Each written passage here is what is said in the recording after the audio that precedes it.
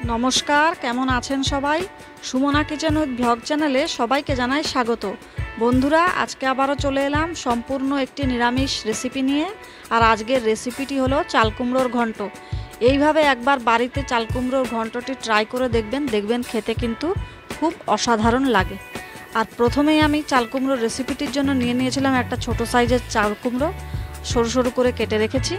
আর এক মুঠো মুগের ডাল নিয়েছি, কাঁচা লঙ্কা ধনেপাতা পেস্ট নিয়েছি, একটা বড় সাইজের টমেটো কুচি নিয়েছি, নিয়েছি জিরের গুঁড়ো, হলুদ গুঁড়ো, কয়েকটা বড়ি, পরিমাণ মতো নুন আর একটা শুকনো লঙ্কা, কিছু গোটা জিরে আর পাঁচ ফোড়ন।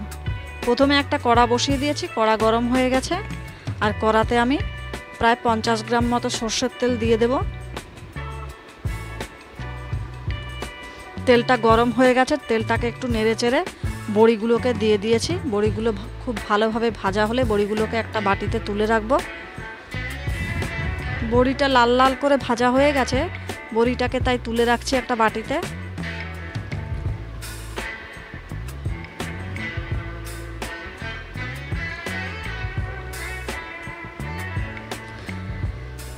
আর এরপরেই একটা শুকনো লঙ্কা আর একসাথে গোটা জিরে আর পাঁচ ফোড়নে দিয়ে দিলাম। ফোড়নটা নেড়ে চেড়ে এবার চাল কুমড়ো কুচিটাও দিয়ে দিচ্ছি।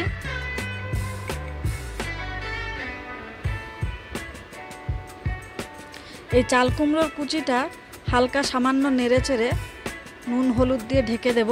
প্রথমেই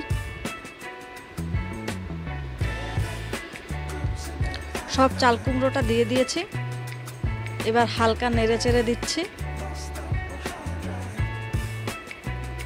প্রথমে দিয়ে দিলাম নুন আর এখন দিয়ে দিচ্ছি হলুদ। সব কিছুই পরিমাণ মতো লাগবে। নুন হলুদ খুব ভালোভাবে নেড়ে চেড়ে দিয়েছি, দেখুন অনেকটাই জল বেরিয়ে গেছে। আর এরপরে আমি মুগের ডালটা দিয়ে দিচ্ছি।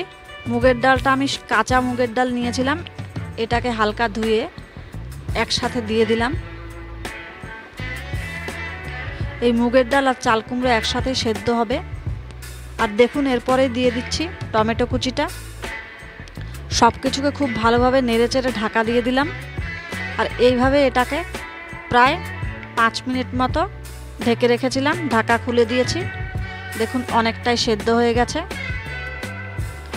টমেটোটা অন্তত সেদ্ধ হয়ে গেছে।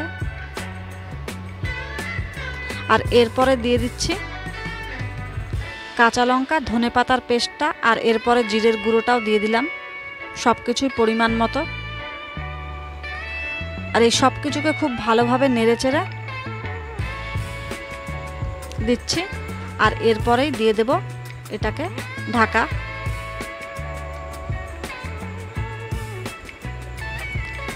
এইভাবেই চাল কুমড়োটাকে আরও 10 মিনিট এইভাবে ঢাকা দিয়ে রাখবো। দেখুন ঢাকা খুলে দিয়েছি, আর অনেকটাই এটা থেকে জল বেরিয়েছে। আর এরপরে দিয়ে দিচ্ছি ভাজা বড়িটা। বড়িটা দেওয়ার পরে চাল কুমড়োটাকে আরেকটু নেড়ে চেড়ে দিলাম। আর এরপরে পরিমাণ মতো চিনি দিয়েও আরেকটু নেড়ে চেড়ে দিচ্ছি। দেওয়ার পরে আরেকবার ঢেকে দেব। এইভাবে প্রায় আরও 5 মিনিট মতো এটাকে হতে দিয়েছিলাম। দেখুন চাল কুমড়োটা পুরোপুরিভাবে অনেকটাই সিদ্ধ হয়ে গেছে, আর রেসিপিটা মনে হচ্ছে অনেকটাই রেডি। আর এরপরে দিয়ে দিচ্ছি ধনেপাতা।